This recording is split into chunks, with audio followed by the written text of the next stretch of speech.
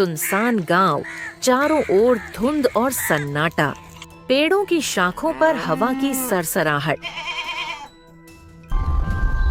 शाम ढलते ही सब घरों के भीतर सिमट जाते हैं, क्योंकि गांव की उस पुरानी सड़क के किनारे था एक विशाल बरगद का पेड़, जहां लोगों का कहना था वो लड़की अब भी रहती है, एक आत्मा जो इंसानों से नफरत करती है। सालों पहले इसी गांव में रहती थी एक गरीब पर बेहद सुंदर लड़की, रूपा। किस्मत उसकी सबसे बड़ी दुश्मन थी।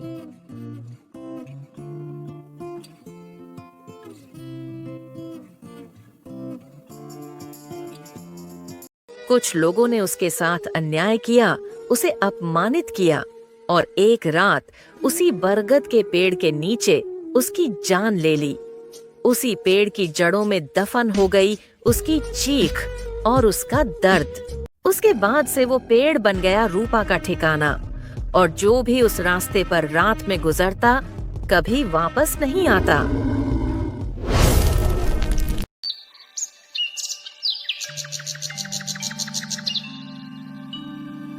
कई साल बाद उसी गांव में रहता था एक युवक, अर्णव।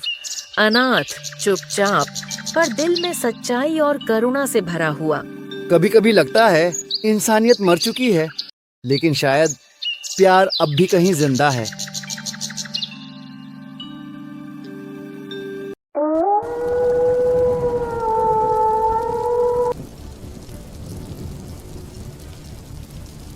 एक शाम हल्की बारिश में अर्णव उसी बरगद के पास से लौट रहा था। तभी एक कोमल पर अजनबी आवाज सुनाई दी। भैया, थोड़ा पानी मिलेगा, बहुत प्यास लगी है। अर्णव ने मुड़कर देखा। सामने खड़ी थी एक लड़की, फटे कपड़े, भीगी आंखें और चेहरे पर अजीब सी उदासी। उसने अपना बैग खोला, बिस्किट और पानी दिया। लो, ये खा लो, बारिश थमे तो घर चली जाना। अर्पण को उस लड़की के लिए बहुत बुरा लगा और उसने कहा, इस बरसात की रात में तुम यहाँ अकेले क्या कर रहे हो? तुम्हें बुखार हो जाएगा। मेरे साथ मेरे घर चलो। आप जैसे लोग अब नहीं मिलते। रूपा के भीतर कुछ पिघल गया था। शायद सदियों बाद किसी इंसान ने उसे इंसान समझा था।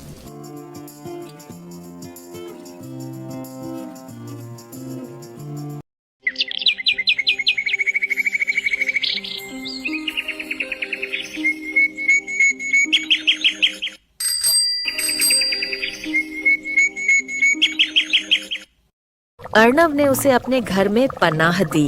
उसने कहा, नाम रूपा है, काम की तलाश में आई हूँ। धीरे धीरे वो अर्णव की जिंदगी का हिस्सा बन गई। खाना बनाना, घर सजाना और अर्णव के अकेलेपन में मुस्कान भरना। तुम इतनी चुप क्यों रहती हो? क्योंकि कोई सुनता ही नहीं था, अब सुनने वाला मिला है। दोनों के बीच कुछ अनकहा पनपने लगा।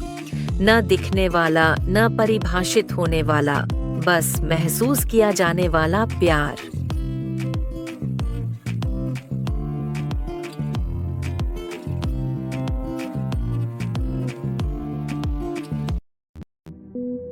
पर यह सुख ज्यादा दिन न टिक सका। एक रात गांव के एक आदमी ने रूपा को देखा। पेड़ के पास हवा में तैरती सफेद परछाई, लाल चमकती आंखें। वो लड़की भूत है। अगले दिन गांव में हाहाकार मच गया। लोग मशालें लेकर अर्णव के घर की ओर बढ़े।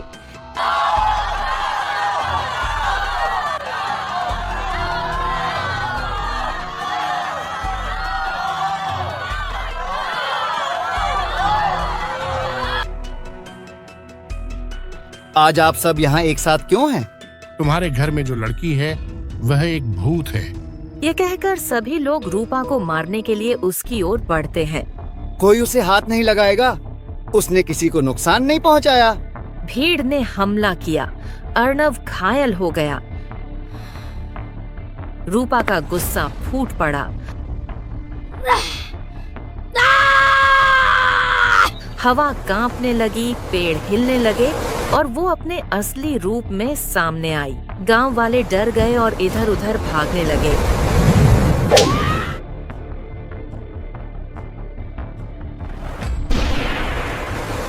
नहीं रूपा, रुको। उन्होंने तुझे मारा अर्नव, मैं किसी को नहीं छोड़ूंगी। नहीं रूपा, प्यार बदले से बड़ा होता है। अगर मुझसे सच्चा प्यार है तो शांत हो जाओ। रूपा के आंसू हवा में घुल गए और सन्नाटा छा गया।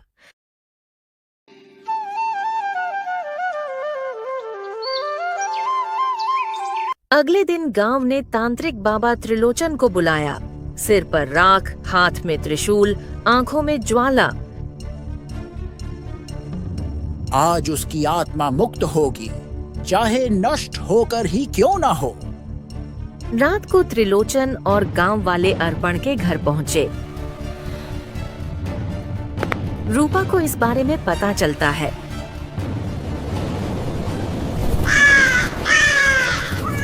और वह घर से बाहर आ जाती है। रात में अर्नव का घर रणभूमि बन गया। रूपा प्रकट हुई, हवा में उड़ते बाल, आंखों में आग। त्रिलोचन ने मंत्रोच्चार शुरू किया। त्रिलोचन और रूपा के बीच शुरू हुआ भयंकर युद्ध।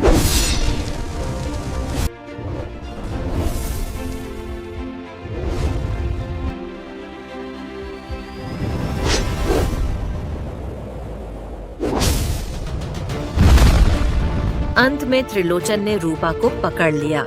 मैं दोषी नहीं, मैंने सिर्फ प्यार किया था। भूत और इंसान का मिलन असंभव है।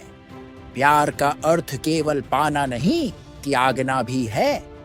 अर्नव दौड़कर आया और दृढ़ आवाज में बोला, बाबा, रूपा को छोड़ दो। वो किसी को नुकसान नहीं पहुंचाएगा। वो मुझसे बहुत प्यार करती है और मैं भी उससे बहुत प्यार करता हूँ। रूपा ने अर्नव की आंखों में देखा, मुस्कुराई और बोली, तुम खुश रहो अर्नव, यही मेरी मुक्ति है।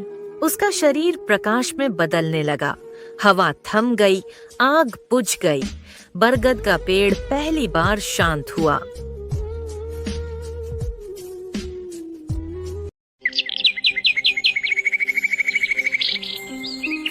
सालों बाद अर्नव अब विवाहित है, पत्नी अनन्या और एक छोटा बच्चा। जिंदगी सामान्य है, पर हर शाम जब हल्की हवा चलती है, वो बरगद के पेड़ की ओर देखकर मुस्कुरा देता है, क्योंकि उसे पता है कोई अब भी वहाँ है, उसकी रूपा, जो हवा में बस इतना कहती है, खुश रहो, यही मेरा प्यार है।